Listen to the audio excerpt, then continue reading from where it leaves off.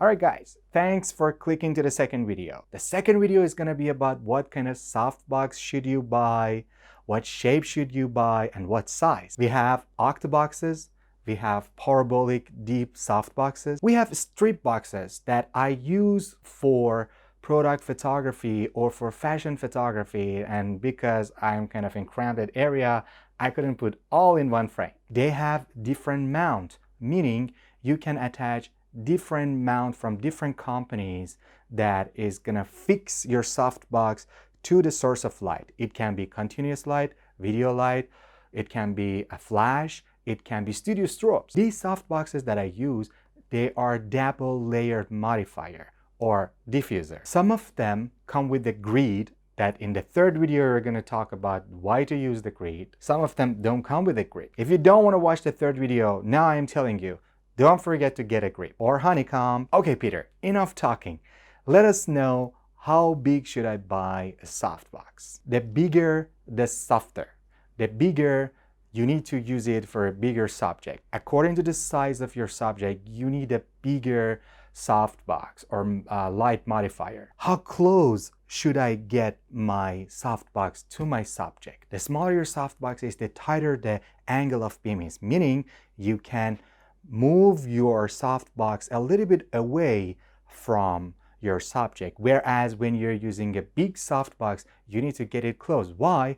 Because of the inverse square law, which means the closer your light source is to your subject, the more intensity you have toward your subject. So imagine this light is on. If I hold my hand here, it's going to be brighter. The farther away I hold my hand, it is going to give me more feathering and my hand is not going to be lit that much. So how much far is good? Trial and error, depending on the type of photography that you're doing.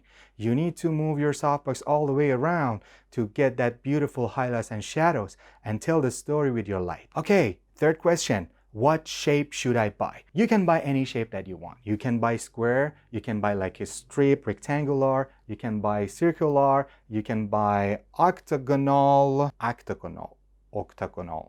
whatever. The shape of the softbox will cast a different catch light, which is the light form in the eye of your subject. Sometimes it's good to reveal, sometimes it's not good. Remember those ugly catch lights from the ring lights or beauty ring lights that people use for putting makeup, that nowadays people use it for videography or even for photography? I just hate that catch light on the eyes. So what is the best for you? I don't know. You got all the information. Now it's time to think about it. For me, the most portable softbox is the great softbox. This softbox from Godox, which is I think PH90 or H90, this model is very hard to mantle and dismantle. It is great to have it always open like this in your studio. Whereas this one right here, which is my favorite, they have different size. They have 55 centimeters, 65, 75, and 90 centimeter, which is the good one. Sometimes they sell it with grid, sometimes they sell it without grid. This one is the one that you can easily fold it and put it in its bag. I also right now using 120 Octabox from Godox, which is perfect for all of my videos that I use because the light source is very big and I like to use a little bit bigger light source as well. For me, I want to have all of the different shapes because I do different type of photography. I do fashion, I do product, I do outdoor shooting, I do glamour, I do nude. Depends on the type of photography that I do. I pick up my softbox.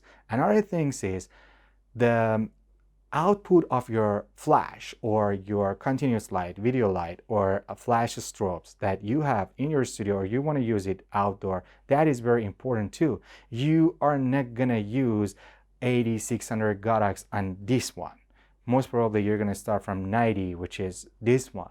So the output of your light is very important and it's gonna kind of reveal the size, you know, that you want to use to soften the light as softboxes. One more thing I forgot to tell you about deepness. How deep should I buy it? Should I buy it this deep or should I buy it like 120, which is a lot shallower than this one? The deeper, the more concentrate the light will be on the subject. That's why I love this softbox. In third video, we're gonna go a little bit technical and you're gonna learn a little bit more about beauty dishes and why we should use honeycombs or grids.